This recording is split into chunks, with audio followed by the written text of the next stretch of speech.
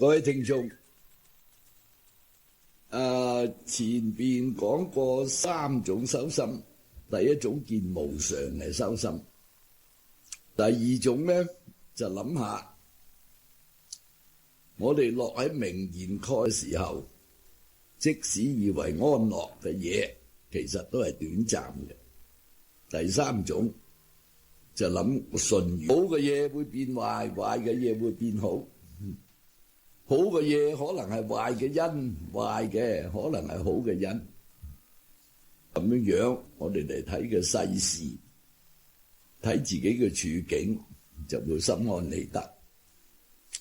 而家講第4樣，凡親係無義無利嘅事，我哋都唔好一日諗住佢，掛住佢，落咗喺無義利嘅事。咩叫做無義無利嘅嘢咧？咁你又可以分幾個層次嚟講。最基本嘅落喺名言與概念嘅嘢，一定係無義無利。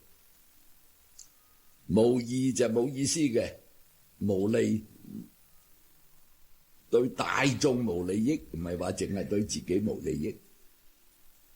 咁例如咩事咧？而家美國同中國打呢個貿易戰，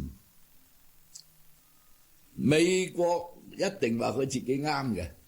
點解咧？因為佢落咗個概念，概念係乜咧？美國一定要係第一嘅，係世界嘅強權。所以有人可能影響佢嘅第一，即使你話我同你唔行唔同嘅路，我同你平衡都唔得。第一者即係話，除咗我之外，個個都可以指揮佢、命令佢、制裁佢。嗱，一落咗呢個概念咧，所以佢覺得啊，全世界同佢打貿易戰佢都唔在乎，因為我係老大。咁啊，果然啦，歐盟就唔敢同佢打啦，韓國第一個投降啦。咁而家就佢最重要嘅目標中國，所以佢一定要打到中國，所以佢就提出你唔能夠發展高科技。其實講起嚟好唔公道㗎噃，你發展高科技就得，我發展就唔得，咁即係我永遠要為你服務。咁即係等於對屋企嘅工人講，你永遠都要做我個工人。嗱，咁呢啲就無義利嘅想法啦，因為佢落咗概念。咁你哋會問，一帶一路又唔係概念？唔係，一個理想，呢個理想有義有利。點解？因為一帶一路我講咧，如果係我嚟獨霸嘅，一帶一路係錯嘅。但係如果係全貴啫，咁就有意義啦，有利益啦。所以呢個就唔係落喺無義無利嚟，你唔能夠將佢睇作概念。咁呢個係我哋第一重嚟到個分別。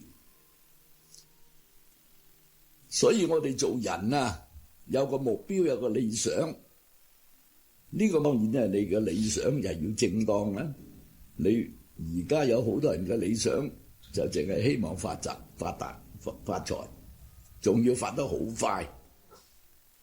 咁跟住呢個理想咧，佢一定做冇利益嘅事嘅。點解冇利益咧？假藥咧，而家最嚴重嘅假藥不知幾多，甚至中藥而家都其實成問題嘅。所以中醫啊係好受而家個中藥影響。而家個中藥係種出嚟，仲有係用農藥嚟將佢種出嚟。咁同野生嘅以前嘅藥材係完全唔同嘅回事。所以而家醫唔好病，未必係醫生嘅事，可能係藥嘅事。咁點解有咁樣嚟到種藥材，唔理所謂嘅地道藥材咧？因為落咗個概念，我要發達，我要快搵快錢。咁你知道，我哋一落咗喺呢度，我哋嘅行為舉止自然錯，一錯我哋自然嘅心理狀態就歪曲。心理狀態一歪曲，即使發咗達，一世都會過住生理歪曲嘅、心理歪曲嘅生活，一定唔會快樂，一定唔會覺得自在。咁如果再深一個層次嚟睇，無義無利，就可以講個故事啦。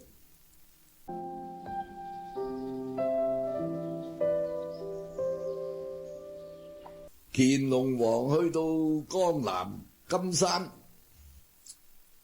咁佢喺個河邊，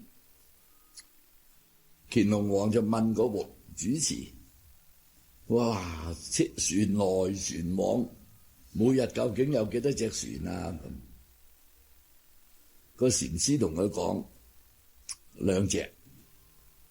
乾隆皇好奇怪，咁多就話2隻。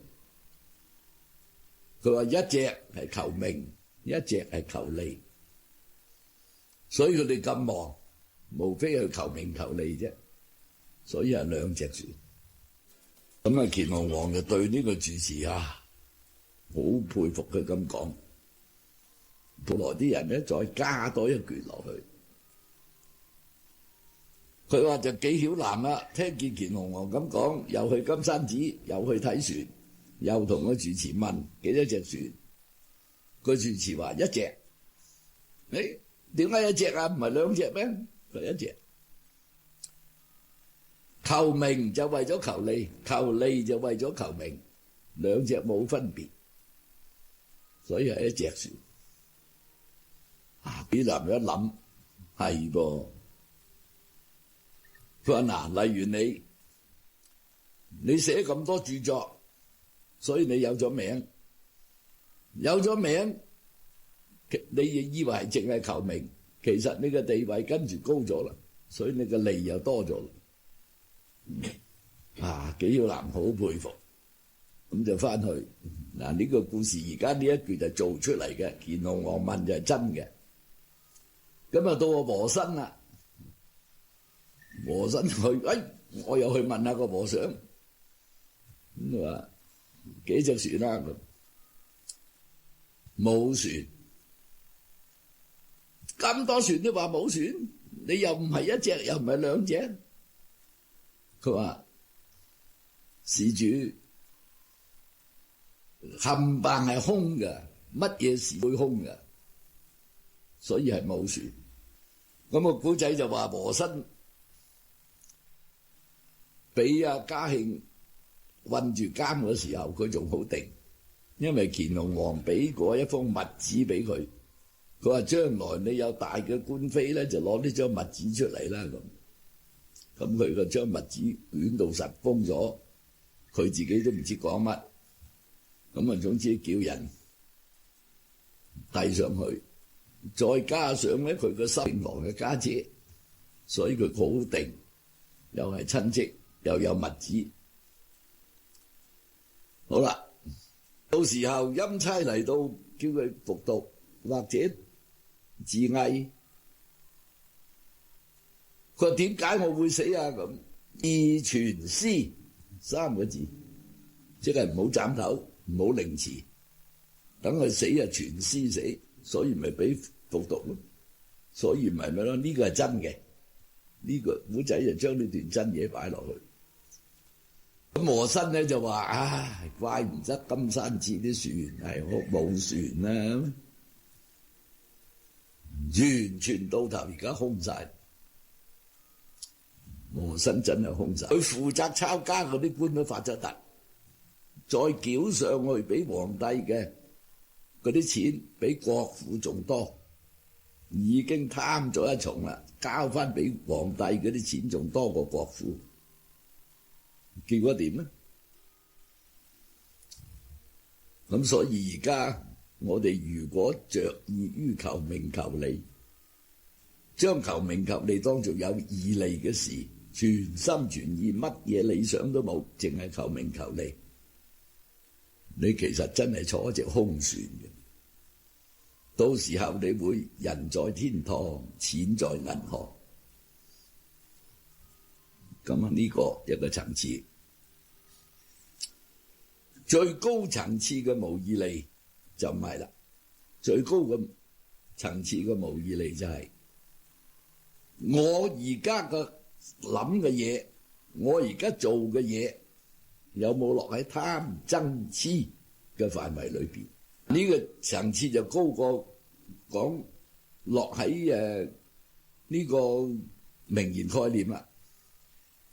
凡做我做嘅事，貪嗔痴一定對世間冇益。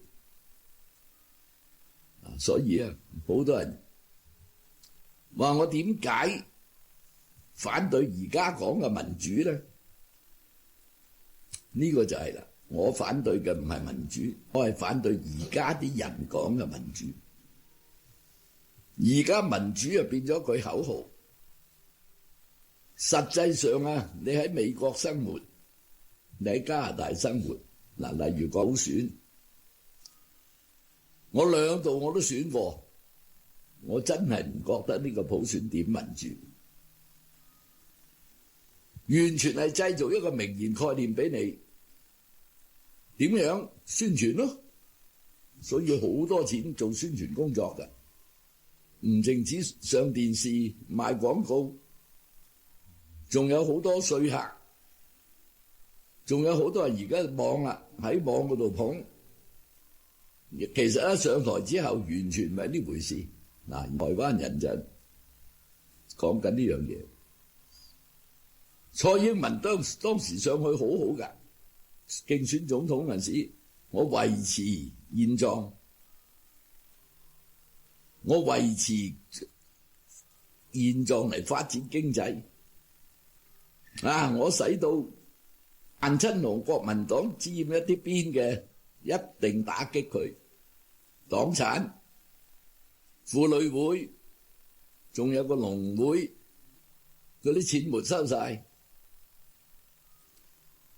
仲唔止，而家嗰啲退休軍人、公務員、退休嘅消防局員、警察，全部係國民黨時代嘅退休啦嘛，靠佢哋咁啊，減到幾多億咧？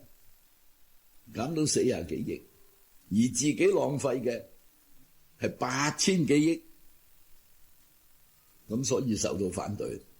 嗱，呢啲就可見用口號嚟競選，嗰啲口號就係無義無利啦。我哋一信咗佢，聽咗佢，住咗落個心，住咗落去，我哋個心就冇歪曲。